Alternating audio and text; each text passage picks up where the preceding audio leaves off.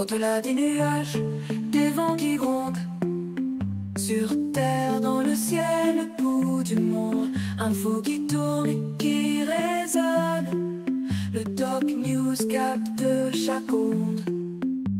Les nuages dansent le bas. Salut à toutes et à toutes, c'est le Doc News pour de la news, j'espère que vous allez bien. Moi ça va super, moi je viens de tomber sur une pépite aussi de Sarax Nafo qui défonce une gauchiste bien.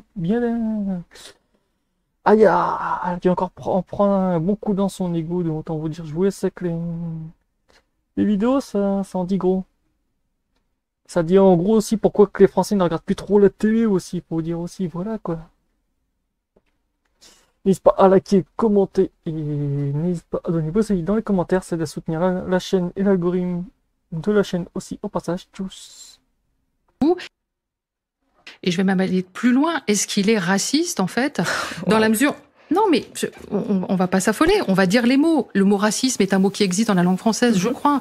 Est-ce que le ministre de l'Intérieur, qui se rend immédiatement à Nantes, sans savoir ce qui s'est encore passé, ne donne pas un positionnement, alors que là, il a du mal à aller dans le Gard, il met 3 jours à s'y rendre. Donc, est-ce que Bruno Retailleau est islamophobe, selon vous ? Alors, je vais vous retourner la question, si je puis me permettre, et ça y répond. Est-ce que Jean-Luc Mélenchon est donc islamophobe lorsqu'il propose, francophobe, lorsqu'il propose une minute de silence pour Aboubacar, mais pas pour Lola?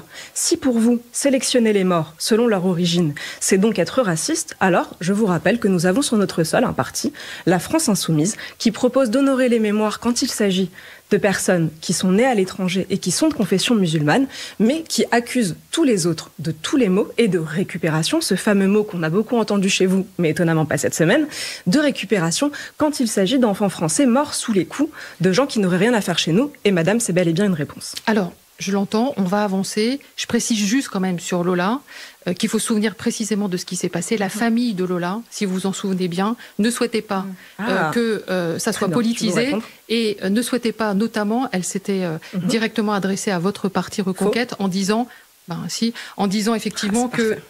allez-y. C'est très bien. La mère de Lola a pris la parole il y a de ça même pas 2 mois. Et elle a dit que ce qui l'avait aidé à survivre au moment où sa petite fille a été découpée en morceaux par une Algérienne sous OQTF, c'est le fait que les Français avaient manifesté en sa mémoire. Alors madame, s'il vous plaît, n'inventez pas de propos à cette pauvre famille dont le père est mort de chagrin. Et justement, la mère remerciait ceux qui avaient rendu hommage à sa fille. Donc s'il vous plaît, ne faites pas parler ces pauvres gens. Français qui sont morts. Pour Lola, je me souviens parfaitement du traitement de France Inter. Vous disiez que c'était une honte de faire une manifestation alors que le corps était encore chaud. Et là, ça n'est pas une honte d'y répondre. C'est ce que je suis en train de faire, madame. Alors, du coup, mais quand on parle de petits enfants français, pour vous, ce n'est pas une réponse. Non, mais on parle de l'actualité. L'actualité de cette semaine, c'est pas l'actualité. Non, non, Lola, ça date de quelques semaines. Donc maintenant, on l'oublie, on n'en parle plus. Mais non, j'ai pas dit qu'on l'oubliait. Je dis simplement qu'aujourd'hui, nous parlons de ce qui s'est passé ces 10 derniers jours dans le Gard. Et la question en jeu, c'est la question d'un mot, islamophobie. Et est-ce que Bruno Retailleau, selon vous, c'est pour ce petit sujet, j'espère qu'il vous aura plu. N'hésitez pas à liker, partager, commenter et à t'abonner si tu es nouveau sur la chaîne. Autant vous dire, en ce moment, les red pills, ça va être partout.